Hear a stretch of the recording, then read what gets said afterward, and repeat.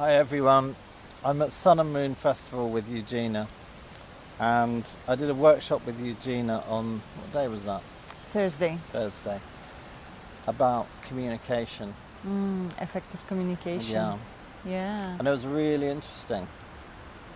And I guess I was very, I think the work that you're doing, especially around the issue of saying no, you know, just that one little piece of information is so important. I think in society we're just terrible at not saying no. Very terrible. It's like Yeah. small word Yeah, makes the whole difference. massively so. So I'm just wondering if you want to tell us what else, because I don't really know you very well. I've just met you. Yes. So I'd love to know what else you're doing and what your mission is and how you go about doing that. Sure. Well, my name is Eugina O Liberty, and I help people to bring the Vava room back into their life by creating more connection, more love, and more intimacy. Because I believe that we human beings, we were born for intimacy. It's our human need. And like, just think of the baby. When the baby is born, you know, baby needs love and affection and touch. And if the baby doesn't get touch, it just dies. And That is so. That's literally true. yeah, absolutely. So when we are growing up, we create all kinds of barriers through our experiences in life, where we choose to be lonely, or like choose not to put our heart on the line, or take the risk, or say yes to everything just to get these crumbs of this intimacy that we can get, you know. And what my job is to actually give people tools to feel worthy of their desires. We have so many desires. In my opinion, desire rules the world. You know, everything once has been a desire. Everything. And now we're here, and our relationship with our desire is very unhealthy in most cases, where we feel that I'm getting a bit hot. I don't know if that's you or the weather. I think Bear it's with the me a sec. combination of things. It probably is, yeah. Or maybe it's your desire makes you hot. Ooh la la. Okay, well, let's continue. Let's carry on. Do I fold my arms? I don't know. Continue. Sorry. Not a problem at all. It's your desire, right? It is, yes. Fantastic. So what I do, I actually give people a lot of permission to be themselves. In my work, I dive deep into inhibitions of my clients, and we discover when did that happen and how that affected their life. You know? So you sort of go back into their childhood usually, I guess? Yes, absolutely. And what I do is a deep reprogramming of mind on depending on what my client's wants and needs are. So I'm very proud mama of like really a lot of clients who fell in love. They have babies, you know, they start relationship, they move in with their new partners, and they feel comfortable in their sexuality. It's like some clients that I worked with, they had absolutely terrific experiences, you know, in their sexuality, like again, to say no, you know, and people keep traumatizing themselves when they feel disempowered, because we want the affection, but we cannot ask for it in a powerful way. Yeah, I think that's an interesting word, traumatized, because I think there's a lot more trauma, or a lot more people are traumatized, maybe not in like massively obvious ways, but there's just kind of little currents, undercurrents. Yeah, like subtle things. Yeah. Subtle things, but every subtle thing create the impact on our emotional state. So like, let's say I think we all have been heartbroken, Yeah. And right? Yeah. Many times, you know, I'm the first one, many times. And what do we decide every time that our relationship don't work out or our heart gets broken? It's like, I will never do this again. Right? So the wall comes up immediately. Yeah. And what happens, like, we isolate ourselves. Or people go out and look for somebody else. Yes. Or the impact without having recovered from that. Yeah. That's Yeah. another thing, I suppose. But you see, there are so much different and unique situations where, like, let's say, right now, I'm beginning the project where myself and Academy of Conscious Sexuality, which is part of my business, we are working on developing an app to teach kids 11 to 16 boundaries and sexuality, give them a healthy knowledge of what is sexuality. Because what happens in our life, the school education just tells you that from sex there pregnancy and the disease. Yeah. You know, it doesn't really teach you much of, like, how to set your mind up for sex. You know, what your relationship with sexuality, that it can give you so many positive emotions, you know, because, like, let's say we all here because of sex. That's true. Did you know that? Voila, now you do. And, you know, we all here because of it. Yeah. So yeah. we better enjoy it. Well, yeah, absolutely. So the app you're developing for 16, what is it? 11 to 16. 11 to 16 year olds. Can you tell us a bit more about that? Sure.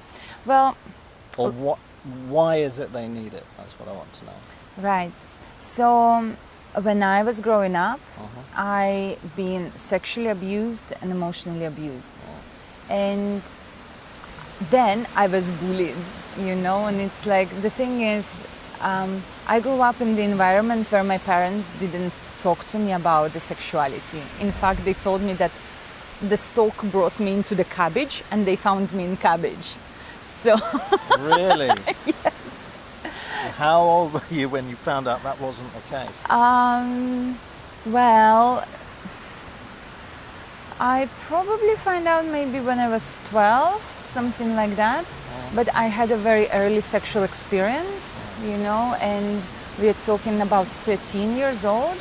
And now I'm looking at 13 years old girls and I'm like, oh my gosh, she's a child. What, like, I must have been a child, you know, when that happened, and I had no idea what I was doing.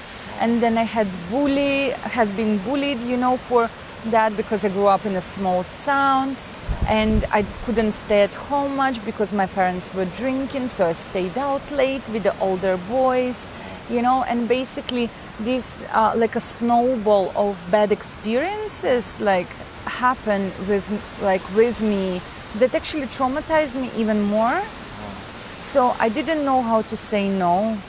I didn't know, you know, that boys are gonna be trying to do things, you know, and how I shall react, and how shall I, that it's okay for me to say no. I didn't know any of that. And I know if I would have had this education when I was younger, my life would have been completely different. So now I'm creating courses for men and women and giving and empowering them in their sexuality, asking for what they want, you know, because I believe that sexuality is a sacred experience that brings people together, not separates them. And it's really, really, it's a holy experience. So I completely agree with you. yeah, when we treat it as such, you know, in the olden days, the sex and sexuality of men and women as a unison has been treated as a spiritual holy experience to bless the land people live in, because fertility, if the woman is fertile, it means that the land will be fertile. So having a sexually active and sexually empowered men and women were creating the fertile land that could feed the community. So it's still the case. It's still the case. We have got this sexual power within us.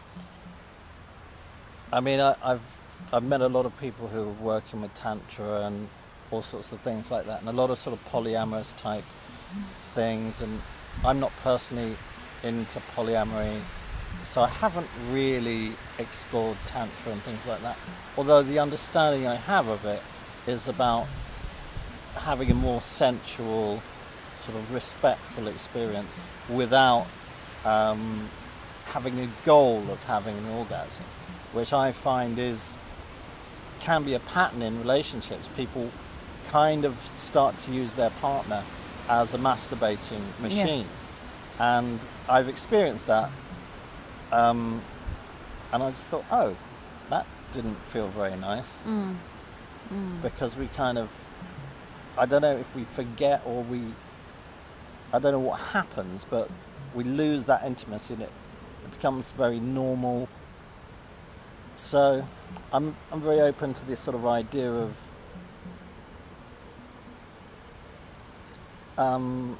keeping intimacy alive, if you know what I mean. Yeah. Well, let me just make sure that I know what you mean. Okay. So, in your experience, that lots of people lose the intimate touch, and what it becomes just the friction of the bodies. In a way, yeah. Yeah. Almost like they take each other for granted. Yeah, absolutely. And I can tell you that intimacy and relationship, it's a constant work. It's not like, basically how relationship work is like two people meet together and they have similar direction that they're going to and how they grow in. So when they get together, sometimes people get very comfortable with one another, so the growth is kind of, dilutes with everyday chores. So we like, oh yeah, I can relax now and watch TV. But relationship is an ongoing work. It's ongoing process. And, we feel so fearful about sharing our deeper desires with our loved ones, especially when we have been in a relationship for a while, because there's more at risk, right?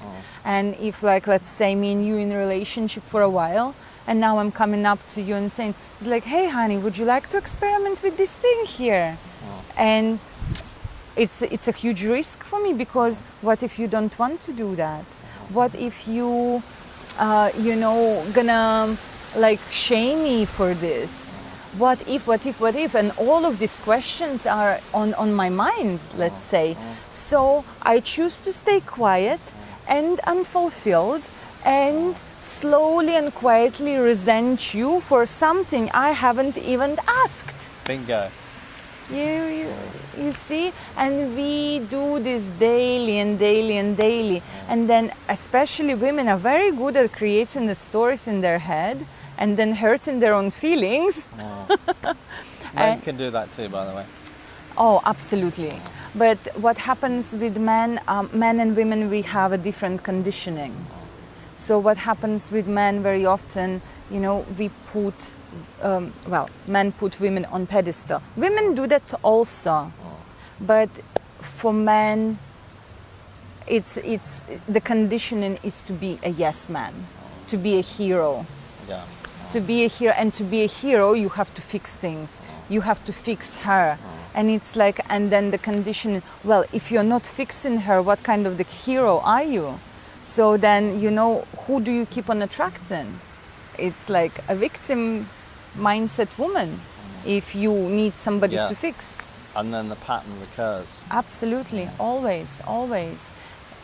Can we skip back a bit? Sure. So you've made the app for 11 to 16-year-olds. It's a project right now. Okay, so and that's the project you're working on. Yeah. So I think another thing, skipping back to adolescence and, well, children as they grow up, is that there's nowhere that they really get taught boundaries, communication. Absolutely. So not necessarily to do with sex or intimacy. Well, I guess everything is intimacy if you're having a real conversation with somebody. Absolutely. But there's nothing in school, well, that I know of anyway. And there certainly wasn't when I went to school. So I remember when I grew up, there was one particular girl who I really liked. And she asked me out and I was 12. Yeah. And I just stood there saying, I don't know, I'll think about it. And all I wanted to do was sort of grab hold of her. Yeah.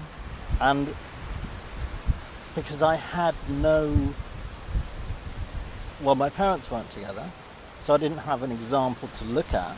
Sure. And nobody talked to me about those things, you know. Sure. And I think, my opinion is, we should be communicating with those things with children as they grow up. So that I guess it helps if they have, if they have a mother and father present, because Sure. then they're going to have that type of, well, hopefully they'll have that type of conversation. Well, But- you would have thought so, but many parents... Not though. How many parents are actually comfortable talking to their children about sex? And that, hey, one day you will have sex. Let's talk about how it's gonna go and what is it. And I imagine it can be quite awkward, but it's not more awkward than like having a conversation about what you're gonna have for dinner, because sexuality is our everyday reality. And we all come from sex, like we have Yeah, said before, and we all gonna have sex. yeah. This is Hopefully. Yeah, hopefully. Well, if we're gonna be having these conversations about how normal it is, this is part of being human. This is the most human part of us. As Napoleon Hill wrote in his book in 1938, Outwitting the Devil, that sexual self-expression is #1 human need before even physical food. So you can... Yeah. I think I read in Maslow's hierarchy of needs that on the base, the bottom foundation, there was air, water, and sex was in the same. Yes, And at the time, I did think, oh, really? right? And it makes sense because it intrinsically is something that we need, human touch and connection. So I don't know if it's so much about sex, but it is about touch and connection. Yeah. And I guess that kind of is sensual if it's not sexual. It is like, You know. you see, there is a misconception of what is sex. So many people think that sex is like penis and vagina, but it's not like that. Sex can be us having a really intimate and sensual conversation. Sex can be us flirting. You got it. Oh, gosh. But this is true. Sex can be a massage. What about phone sex? So many people have that now. Phone sex, really? Hello, honey. How you doing? It's interesting to hear about your explanation of what you feel is sex, because I kind of agree with you. I wouldn't use the word sex, but there's plenty of times when I've had very kind of not just flirtatious, but kind of connected conversations or a massage or something, and it feels like a very loving thing. Right. And okay, maybe we haven't been completely naked, but there has been a strong connection and a mutual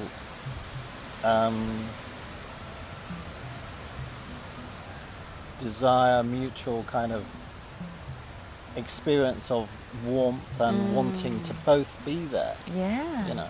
I've experienced that with a counsellor, who obviously I can't have sex with a counsellor, Right.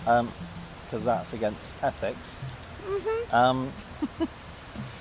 But we did really care about each other. And I wouldn't have called it sex, but it was very special. Right. You know, so yeah, it's interesting. So I call it orgasmic. Okay. Orgasmic. So this is orgasmic energy. Yeah. Right there. So there's misconception what is orgasm. You know, Yeah. for many people orgasm is just like woo, psh, and that's it. That's not orgasm. That's not orgasm. That's climax. Yeah. Of course. That's like you go up, you explode, and for men they go down in energy, and for women we want more. Like this is our physiology works like that. But orgasmic energy, it's actually energy of flow. When you feel turned on, when your body, when your mind is awakened, when you feel like wow, you know, like for example, if you travel by public transport, you get off the train, you go to get a bus, and the bus just arrives. You get off the bus and you have to take another train, and the train just arrives. And you receive a phone call, and this phone call creates this big opportunity for you, or you just hear some good news and something happens, and you just can deal with everything with such an ease and flow, and breathe and be happy and smile at people at the same time. This is the orgasmic flow. This is the orgasmic flow. The orgasmic flow is when you eat a cake with such a pleasure. You give all of your undivided attention to this piece of food that you like actually putting in your mouth, that caressing you. You know, we like only yesterday we've been eating the orgasmic cakes right in the middle of the field here, you know, and people kept on like coming to us because this magnetic energy, it attracts people. It's like people like, oh, this feels delicious, and they don't even know it, but this feels delicious. I want to be around this. Yeah. What is it? Show me more. I want to know more. And like from simple conversation, like I can empower people to actually access this thing within themselves. So people are drawn, and people feel the permission and desire to actually have sex and have receive pleasure, where before, like, you know, by religion, whatever, it's like pleasure is a bad thing. I've met so many people who actually choose suffering over pleasure because they feel like they don't deserve pleasure, that something bad is going to happen. That's another interesting point. This interview could go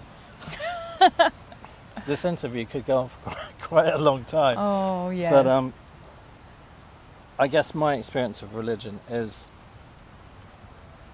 a lot of people in religion follow the law of chastity. They don't have sex before they're married, which I think in a way is really wholesome and beautiful, because I've met a lot of people who are doing that. But at the same time, I feel conflicted about that, because God, or the universe, or whatever we want to call it, knows that we're all God's children. Let's just say, if you want to believe that, or the universe's children. And I think God would want me, or whoever, to enjoy that connection, that warmth, that love, without making me feel bad or guilty about doing that. Yeah, totally. You know? And the guilt and shame, it's a man-made thing, especially religiously man-made. Yeah. Because it's easier to keep people in fear and let people follow the orders and obey, you know, the direction where they want to lead you. Because let's say, like I mentioned earlier, before, spirituality and religion and sexuality, it has been one thing, because it was believed that fertile and sexually active men and women together create a fertile land. But then it all got changed slowly, slowly. You know, hierarchy took its toll, and it's like here we are, right now that sex is shameful. This is shameful. Now I feel that we are breaking out of this, but sex very much is still such a taboo subject. It's a big issue. Really, really. And do you know what? I'm taking a stand for changing that, because I have experienced the shame and guilt and all these terrible things on myself. I've been through the like a trail of toxic relationship. I got depressed, I got fat, like I put 10 kilos on, I lost my libido. I was miserable, and I was like in my mid-20s. And you know, lots of people don't snap out of that. I don't consider myself lucky because I worked hard to get here where I am today. Sexually active, free, loving and compassionate woman who wants to bring you the love and care and intimacy and connection, because we all get it. We all have it. And we all have it inside of us. But what we do, we look for this pleasure and intimacy outside of ourselves. Hey, can you please fill my void? I feel lonely. Well, you can never do this for me. You can never do this for me. Nobody can, unless I feel comfortable with myself. Until I love parts of myself that are unlovable, so many people call, I will never feel the void by somebody else's presence. And this is what it is, like we put so much pressure on somebody else, an outside source, to fill us up, that we forget about our own needs. So rather than sort of channeling, well not channeling, but being with ourselves, it becomes all about the other person. Yeah, totally. Yeah. It's like, hey, like, can you come and fill me up? I had many experience of myself or people I used to see, and you know, my clients, where there's lots of manipulations involved. You know, it's like, hey, yeah, I'm so ill right now. I just wish somebody would come and take care of me. Why can't you just say, it's like, hey, honey, I really would love for you to come and take care of me. Yeah. So how much more empowered is that? And that's a simple question without any drama, isn't it? Without any drama. Not like, you know, putting a pressure, oh, I just wish somebody just would come and take care of me because I'm so not well. Okay, bye. That's exactly what I would do. I mean, I might feel a little bit of guilt, but then I'd be like, I can't be around that energy. No. You know, sometimes people will phone me up and they'll say, oh, hey, how are you? And there'll be something in their voice. I'll be like, okay, Eugina, so what happened was my camera runs for 27 minutes and then runs out. And it ran out because we are so engrossed in the conversation I'm having with you that happened. Yeah. So I don't know where we're going to pick it up from, but I guess that's the way of orgasm. Let's just go. Yeah. Move on. Yeah, exactly. I think what I'd like to say, just to sort of round things up, is when I met you, I was immediately drawn to you. And I'm a man and you're a young, attractive woman, so I kind of understand that. But it wasn't just because you looked nice. It was because you embody something, and you've obviously done a lot of work, as you said. But there's a sort of integrity and a sort of congruence in who you are and what you say. So it's real. And that's obviously very attractive. And as I'm saying that, I'm thinking about all my broken bits, you know, and just think, I wish I could be like Eugina. You know, and I think for me personally, knowing that's knowing my limitations or the things I need to work on, acknowledging those is the first step to healing them, mending them, moving forward or whatever it is. If you know what I mean. Sure, sure. Yeah. But I'd like to say, Yes. may change your life right now forever. All right. Nobody's broken. There is not a one person who's broken. I'm so glad you said that. Because you reminded me that also language is so important. And you caught me using the word broken.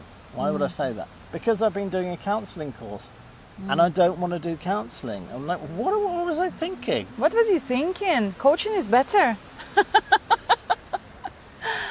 Oh boy. But yeah, I believe that nobody's broken. And the analogy I like to bring to this is, imagine the radio. And the radio have got a bit of a crackly signal. The actual radio is fine. You just need to attune the signal. Yeah. That's all that all of us need. But nobody's broken. You're not broken. If you're watching this, you're not broken. Know that. You're perfect. Maybe you just need some attuning. If you're alive, you're not broken. Right? Absolutely. Absolutely. That is really nice to hear. And thanks for saying such a kind words. I'm really Well, happy to hear that. I always feel it's important to acknowledge somebody if they've, well, for what they're able to achieve, bring, or their, because your presence is making a difference to people. And I think one of the reasons I wanted to interview you was because the communication, just about saying no, that one little thing. Actually, it's not a little thing. It's a huge thing. It's gigantic. Totally. But bringing that work to people, I mean, it covers all sorts of different areas, as we've discussed, but just that one thing is, I think that's something I would like to really put out there so that people can really get an understanding that it is okay to say no. And it's very easy for me to say, hey guys, it's easy to say no. Yeah, just say no. Yeah, but it's not that simple, as we all know. It's an art. Yeah. It's an art. It's a skill. It's a skill, and each skill can be gained through practice. I think that's the key thing, is practice. Yeah, because absolutely. I have to practice it. I find it. I have friends who can be very manipulative. They'll phone me up and ask me something, and I'll feel myself getting angry or like just wanting to shout at them or something. So I just say, let me get back to you. And I hang up the phone, and I don't give them an answer then and there. And I give myself some time to think, do I want to do what they've asked me? Is it in line with what I need to do for myself right now, right here, whatever the time might be? And then I make a decision. But you see, this is great when you actually can take this time, check in with yourself, and then give the answer. Yeah. Because many of us don't do that. Many of us give the impulse answers from our conditioning. Yes, okay. Yes, okay. And then it's like, oh, I have to help this person. I really don't want to. If you really don't want to, why are you going to do this? Like, if somebody going to ask you, like, give me £1 million right now, are you going to give the £1 million just because somebody asked you for that? And this is the same, like, with help, move house. If you have a broken back, you don't going to go and lift boxes because somebody asked you for that. Right? It's like, it's a basic self-care. But we've been programmed that you have to help your neighbor, you have to help your friends, you have to, like, otherwise you're selfish. I love being selfish. Like, being selfish means I look after myself and my needs before I look after somebody else's needs and desires. Because my needs are more important to me. Because I am the center of my universe. If I'm not well, then I cannot possibly help anybody else. And this is so important to remember that. So important to remember that. So remember that. Be selfish. Well, I've heard that so many times. It's like, put yourself first.